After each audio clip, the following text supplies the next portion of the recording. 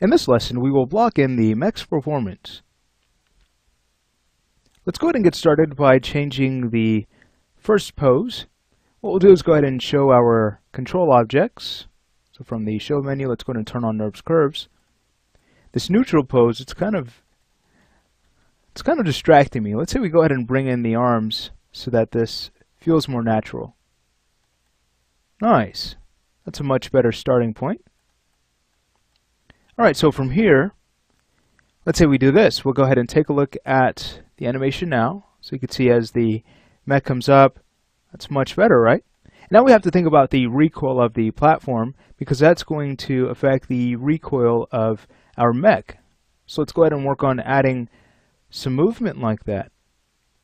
Here's what we'll do. We'll look for the moment where the recoil on our model should start happening. That happens at about frame 132, just before the platform starts to move down for the initial recoil. So we'll start to add a bit of follow through, if you will, to the center of gravity.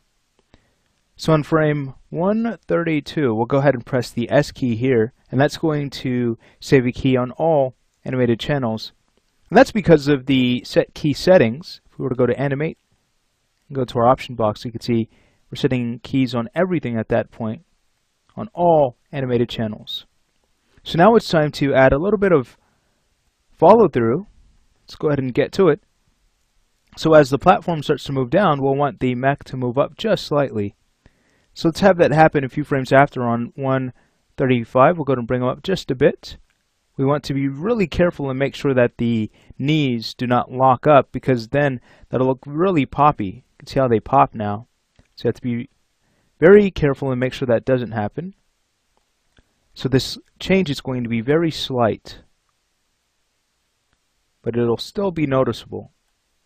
Wonderful. So now it's time for him to move back down. So here's how this works. As the platform moves down and then once it starts to move back up, at that moment where it starts to move back up, that's when we want to have the center of gravity move down. And that's how follow through works, right? Here we have the main mass, which is our platform in this case. And then our center of gravity here is just along for the ride. So we'll have the center move down on about 142. Let's go ahead and bring it down just a bit. Sweet. And then let's go ahead and have it move back up a few frames after. So again, we're looking at the platform's moving up, and then it starts to move down a bit, right? So that's when the center of gravity should start to move up a bit. So on frame 150, we'll go ahead and bring him up just a bit, not much. It should gradually start to come to a stop. Much better. And then on about, let's say 158 or so, we'll go ahead and bring him back down just a bit for a little bit more of a bounce. And then we can zero him back out. Let's say a few frames after, let's say on about frame 176. So we'll go ahead and set the translate Y here to 0. Fantastic. And since we know that this is our recoil moment for the center of gravity, and since we know that it's 176 where we would like to start changing the idea and have the mech start doing something a little bit differently, here's what we can do. We can now grab the two arm controls along with the center of gravity, and we'll go ahead and press the S key right here on frame 176. So this is the moment where our idea starts to change, and we'll have him kind of look at his claws at that point to make sure that all systems are active. So that's the idea behind this. Alright, fantastic. Now let's say we go ahead and add some more follow through, this time to the rotation of the center of gravity. We'll have him rotate back and forth to add some more realism. So again, we start on 132, but now we'll offset slightly from our keys here that we have set in the Translate Y channel. So on about 136, since he is moving up here, we can have him rotate back just a bit, again on 136.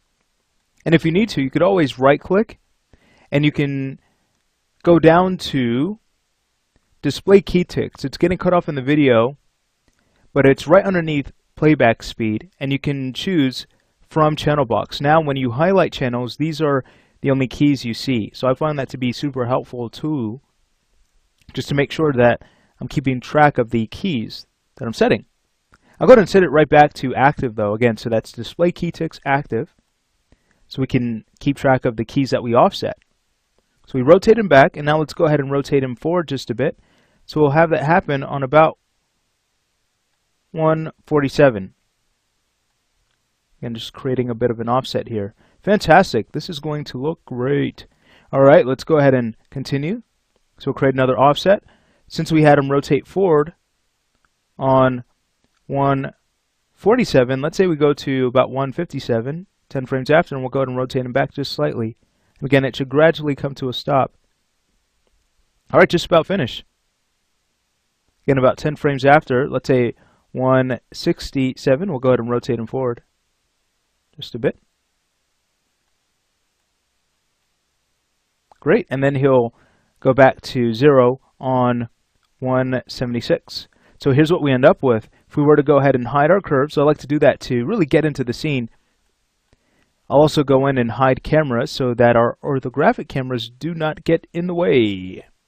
Getting close, there it is. All right, sweet. So now can go to about where, again, our sharp camera is going to start from. We'll start back the animation and hit play. There are our doors looking nice, and there is our mech.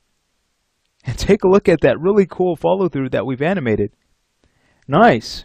So we've made great progress. Let's say we stop the lesson here. In the next lesson, we will finish blocking in the mech's animation, and then following that, we'll get right into our polish pass.